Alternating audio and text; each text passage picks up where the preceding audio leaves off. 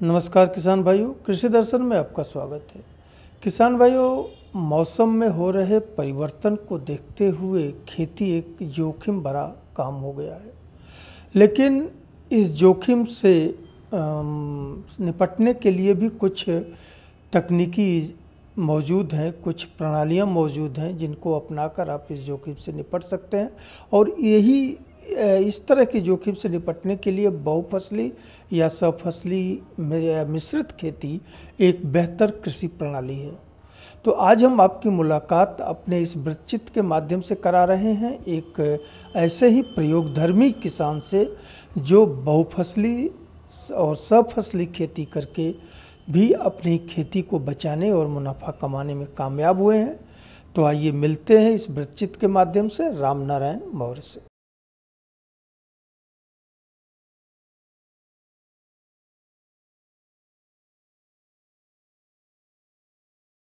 कृषि क्षेत्र में नवाचारों एवं उन्नत तकनीकों के प्रयोग से अनवरत आमदनी प्राप्त की जा सकती है।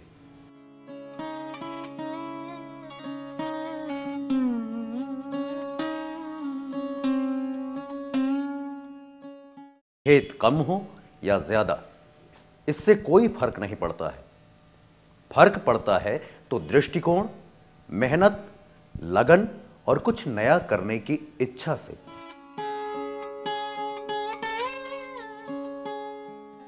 यदि कुछ नया करने की इच्छा है और जोखिम उठाने की हिम्मत, तो किसी भी क्षेत्र में सफलता पाई जा सकती है।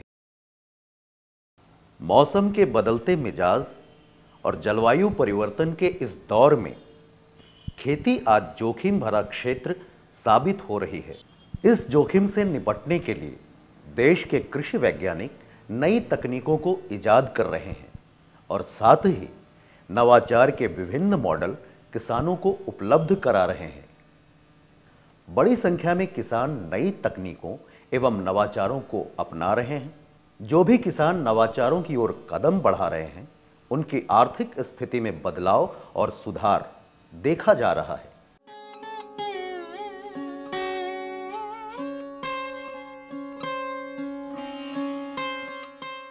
जमीन के अनुकूलतम प्रयोग से अधिकतम उपज प्राप्त करने का मार्ग प्रशस्त करता है बहुफसली एवं सहफसली खेती।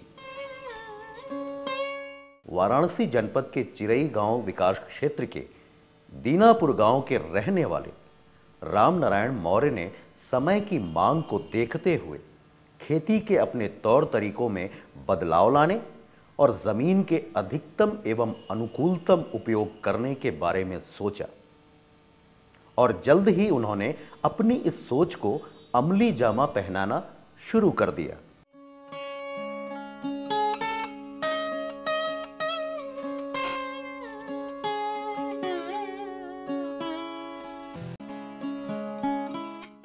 राम नारायण मौर्य मौसम एवं फसल चक्र को ध्यान में रखते हुए जमीन के छोटे छोटे टुकड़ों पर विभिन्न सब्जी फसलों की खेती कर आज अच्छा लाभ प्राप्त कर रहे हैं। एक साथ विभिन्न अवस्थाओं में कई सब्जी फसलों की खेती या फिर सहफसली खेती कर राम नारायण मौर्य मांग के अनुरूप अपनी उपज को मंडी में बेचकर कृषि उपज का अच्छा बाजार भाव प्राप्त कर लेते हैं। हम जो है अपने खेतों में ये सब समय के हिसाब, फसल के हिसाब से, मौसम के हिसाब से अलग अलग सब्जियों की खेती कराते हैं। और जो जैसा मौसम रहता है, कभी आलू है, कभी टमाटर है, कभी बैगन है, कभी गोभी है, कभी जो है तो ये पपीता है। तो जिस मौसम की जो खेती होती है उसको हम बराबर अपने देख रेख में कराते रहते हैं। और उसमें उसकी निराई है, गोड़ाई है, उसका खाद है, उसका पानी है, जैसी उसकी आवश्यकता होती है उसके अनुसार उसको दे करके हम ज़्यादा से ज़्यादा कोशिश करते हैं कि हमारी फसल अच्छी हो और हमको ज़्यादा फ़ायदा हो। इस ढंग से हम खेती करते हैं और कराते हैं।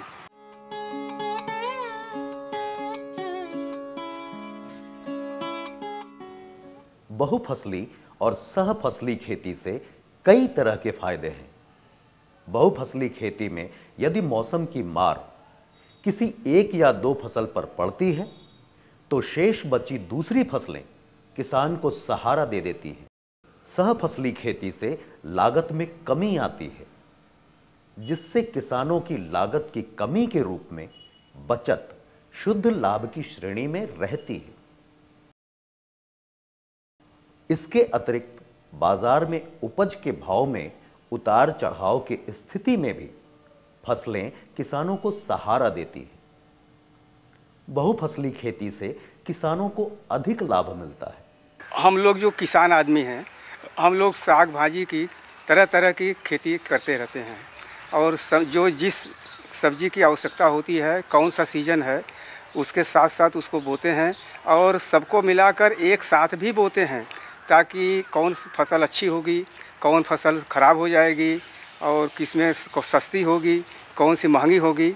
तो कई फसलों को हमको एक साथ बोने से तो जिस फसल का भाव हमको अच्छा मिलता है तो किसी में दूसरे में घाटा हो जाता है तो दूसरे में फ़ायदा होता है। तो इस तरीके से हमको सब्जियों में कुछ ज़्यादा फ़ायदा हो जाता है। और हम लोगों के ज़्यादातर खेती देखिए ये है, आलू है, पपीता है, बैगन है, नेनुआ है, भिंडी है, करेला है और गोभी है। ये सब जितनी साग सब्जियां होती हैं सब हम लोग समय के अनुसार उसको बारी बारी से खेती करते रहते हैं और एक साथ भी उसको मिलाकर सब करते हैं, ताकि हमको बाज़ार से उसका ज़्यादा नुकसान न होने पावे, हमको ज़्यादा से ज़्यादा फ़ायदा मिल सके।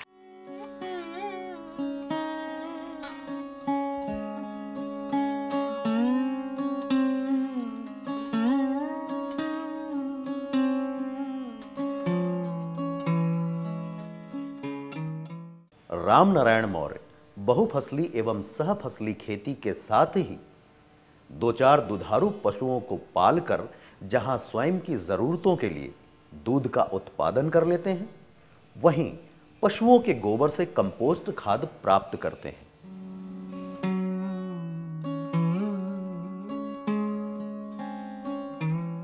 जैविक खाद के प्रयोग से रासायनिक उर्वरकों पर होने वाले खर्च में कमी आती है और गुणवत्ता युक्त उत्पाद भी प्राप्त होते हैं।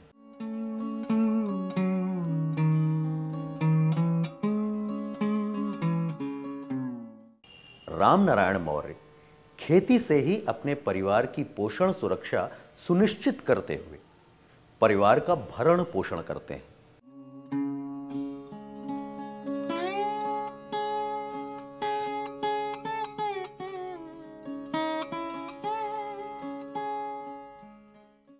रामनारायण मौर्य खेती का काम स्वयं भी करते हैं और श्रमिकों से या परिवार के सदस्यों से अपनी देखरेख में करवाते हैं।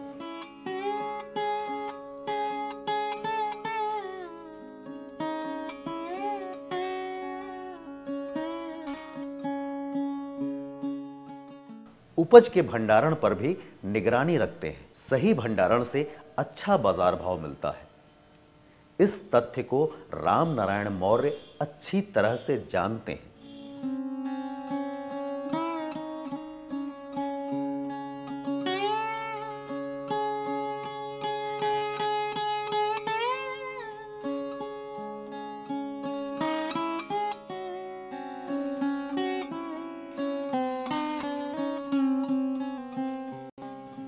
रामनारायण मौर्य कृषि विभाग एवं अन्य संस्थाओं द्वारा आयोजित संगोष्ठियों में जाते हैं। फलस्वरूप उन्हें नवीनतम जानकारी मिलती रहती है। अपने अनुभव एवं ज्ञान को वे दूसरे किसानों में बांटते हैं। उनकी जानकारी का दूसरे किसान भी लाभ उठाते हैं। से हम अपने अड़ोस पड़ोस में गांव वालों को जो हमारे पास आता है समझने बूझने के लिए, हम उसको सलाह देते हैं, राय देते हैं कि किस में क्या पानी देना चाहिए, किसको कब खाद देना चाहिए, कौन सी खेती कब करना चाहिए, ताकि सबको इससे अच्छी से अच्छी उसका फ़ायदा मिल सके। अपनी खेती करते हैं। रामनारायण मौर्य जी दीनापुर के जो हैं उनसे संपर्क करके अच्छी खेती पैदावार करते हैं और जो सुझाव देते हैं उसी के अनुसार गोबर खाद बीज सब कुछ का पानी उनके हिसाब से ही रामनारायण मौर्य जी के हिसाब से ही काम करते हैं अपनी खेती में। कभी काम उनके साथ भी करते हैं, कभी ज़रूरत पड़ने पर अनाज भी ले लेते हैं। जैसा हमको आवश्यकता है पैसे की तो पैसा ले लेते हैं, नहीं अनाज ले लेते हैं, जिससे पालन पोषण चलता है। ऐसा हम अपना खेती करते हैं और अपने हिसाब से करते हैं। अगर ज़रूरत पड़ती है तो हमारे मतलब पड़ोस में श्री रामनारायण मौर्य जी हैं, उनसे मतलब संपर्क करते हैं। नहीं समझ आने पर मतलब कि जैसे कुछ नहीं समझ आया हमको कि हाँ ये कैसे करना है, तो उनसे मतलब संपर्क करते हैं, पूछते हैं कि हाँ हमको ये भी करना है, बताइए कैसे करें। वो अपना जैसे अपना वो करते हैं, कई प्रकार की सब्जी उगाते हैं एक साथ, तो हम भी उसी तरह करना चाहते हैं, करते भी हैं, तो उससे हमको मतलब बढ़िया मुनाफा मिलता है।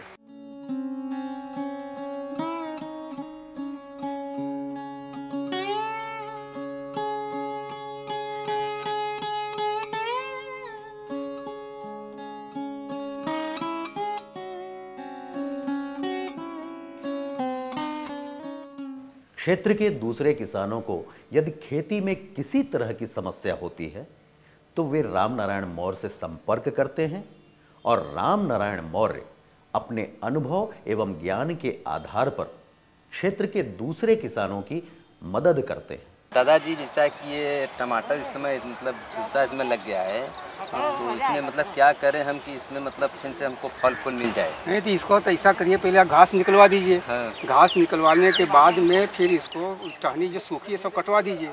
काटने के बाद में फिर इसको पानी दीजिए। पानी देने के बाद में थोड़ा सा रासायनिक खाद दीजिए। खाद देने के बाद में उसमें से हरी हरी टहनी निकलेगी। हाँ। और उसमें से शायद कुछ फल फूल निकल सकता है। तो आपकी मेहनत जो है कामयाब हो सकती है।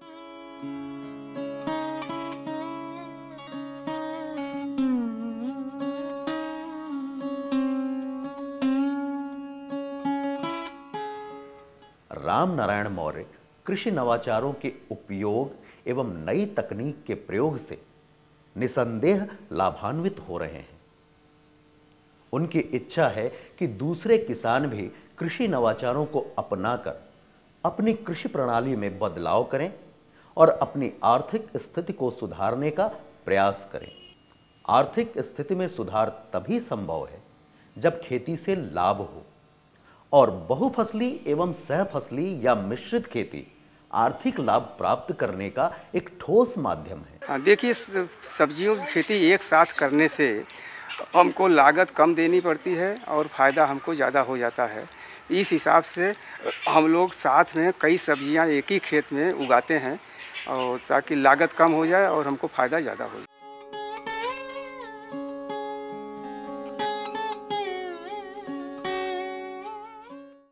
बहुफसली एवं सहफसली या मिश्रित खेती आज के इस दौर में सर्वथा उपयुक्त मानी जा रही है। विभिन्न कृषि अनुसंधान संस्थानों द्वारा बहुफसली एवं सहफसली खेती को बढ़ावा देने के अनवरत प्रयास किए जा रहे हैं। रामनारायण मौर्य ने कृषि वैज्ञानिकों के सुझाव एवं समय की मांग को देखते हुए कृषि नवाचारों को अपनाया, जिसका उन्हें आज फायदा मिल रहा है। यदि छोटे और सीमांत किसान कृषि नवाचारों को अपनाते हुए नई तकनीकों का प्रयोग करें तो खेती को आज भी एक लाभ का सौदा बनाया जा सकता है।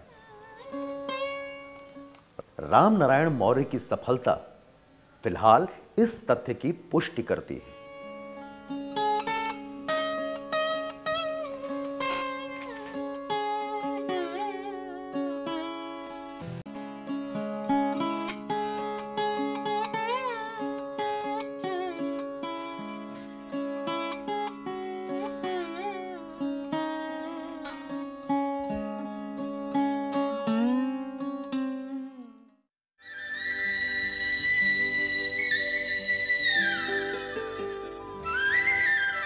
किसान भाइयों, ये बात रही रामनारायण मौर्य की प्रयोगधर्मिता की।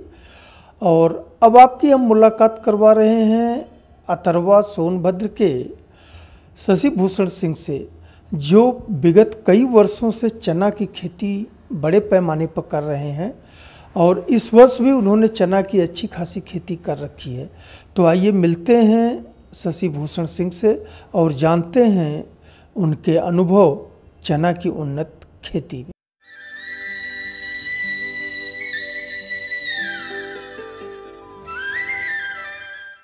शशि भूषण जी, आप चना की खेती जो है कितने साल से कर रहे हैं? हम करीब पिछले कई सालों से अपने जाने भर में जब से हुए तब से खेती कर रहे हैं चने की। अच्छा, मतलब आप काफ़ी समय से चना की खेती कर रहे हैं, तो इस समय कौन सी प्रजाति की चना की खेती आप किए हैं? चना की खेती किए हैं हम। अवरोधी, जी। मतलब इसकी खास विशेषता है कि वो अवरोधी है, उसमें कोई बीमारी नहीं आती है? नहीं, फसल तो कोई भी हो सर, उसमें बीमारी तो आएगी, उसके हाँ। देख रेख करना पड़ेगा। मतलब प्रजाति ही है अवरोधी। जी। हैं? तो अच्छा, इस समय आप कितने रकबे में चने की खेती किए हुए हैं? हम 3 एकड़ रकबे में चने की खेती किए हैं। तो आप कितनी मात्रा में बीज और खाद और उर्वरकों का प्रयोग किए हैं सीड से बुआई करते समय? सर अब हम तो लास्ट जुताई के समय कंपोस्ट की सड़ी हुई गोबर की खाद, गोबर गैस है अपने यहाँ, उसका डलवा देते थे।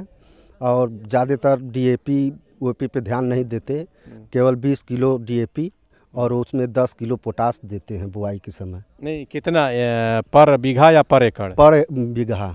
पर बीघा आप देते हैं। शशि भूषण जी, कहा जाता है कि अगर चना की फसल ज़्यादा बढ़ जाती है तो उसमें बाला की भी समस्या आती है, और किसानों की अक्सर समस्या रहती है कि हमारी जो चना की फसल है उसमें बाला लग गया है या बाला की शिकायत है, तो इसका आप किस तरह से निदान करते हैं? नहीं, उसमें 2 बार लगते हैं कीट लगते हैं। पहली बार तो पत्ती खाने लगते हैं, उसके लिए वो बाज़ार में जैविक खाद वो आती है रसायन, उससे रोकथाम करते हैं। फिर उसके बाद व्यवहारिक उपचारिक तौर पे लकड़ी का टीट टाइप का बना करके हम जगह जगह गड़वा देते हैं खेत में। उससे ये होता है कि उस पर चिड़िया आकर बैठती हैं और जितने कीड़े होते हैं उनको बीनकर खाते हैं। अगर उससे नहीं मानता है तब जा कर के दवा का प्रयोग करते हैं। क्लोरोफास एक दवा है, उसका छिड़काव करते हैं 2 ml प्रति लीटर की दर से। तो आप जो ये चना की खेती किए हुए हैं, तो ये मतलब एक तरह से कहा जाए कि सब्जी के उद्देश्य से करते हैं या दाने के उद्देश्य से करते हैं? दाने के उद्देश्य से हम करते हैं सर, इसलिए कि अब दाना जब अपने यहाँ तैयार हो जाए, जब हम मार्केट भाव आएगा तब उसको बेचेंगे, इसलिए हम ज़्यादातर दाना के उद्देश्य से ही करते हैं। अच्छा, जो आप चना की खेती किए हैं शशि भूषण जी, उसमें कितनी लागत आपको आ जाती है? करीब 2,500 से 3,000 रुपया प्रति बीघा अच्छा लागत आएगी। और मुनाफा आपको कितना मिल जाता है? मुनाफा वही 8 से 10 कुंटल प्रति एकड़ के हिसाब से पैदा होगा। और चना का बाजार भाव भी अच्छा रहता है, तो इसका मतलब कि आपको एक अच्छा मुनाफा भी मिल जाता है। 35 से 40 हज़ार रुपया तक मुनाफा हो सकता है। मतलब हेक्टेयर में 4 बीघा में? जी। तो शशि भूषण जी, अक्सर देखा जाता है कि हमारे जो किसान भाई हैं वो गेहूं और धान की तरफ ज़्यादा वो अग्रसर रहते हैं कि उन्हीं की खेती किया जाए, तो और क्या कहना चाहेंगे कि आप इस तरह चना की तरफ हमारे और किसान भाई अग्रसर हों? किसान भाइयों से हम यही कहेंगे कि धान और गेहूं की खेती तो करते ही हैं, लेकिन दलहनी और तिलहनी पे विशेष करके ध्यान दें। अच्छा, तो मतलब इससे इनकी जो मृदा का स्वास्थ्य है वो भी सुधरेगा, और एक तरह से कहा जाए कि उनको एक अच्छा लाभ भी मिल सकता है।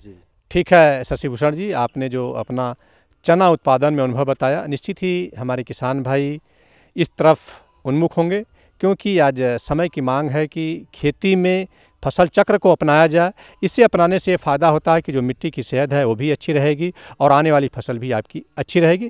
निश्चित ही हमारे किसान भाई आपके द्वारा बताई गई जानकारी का लाभ उठाएंगे। जानकारी देने और बातचीत करने के लिए बहुत बहुत धन्यवाद। धन्यवाद। किसान भाइयों, इसी के साथ हमारा आज का ये कार्यक्रम यही संपन्न होता है। अगले कार्यक्रम में हम आपसे फिर मिलेंगे कुछ और नई जानकारियों के साथ।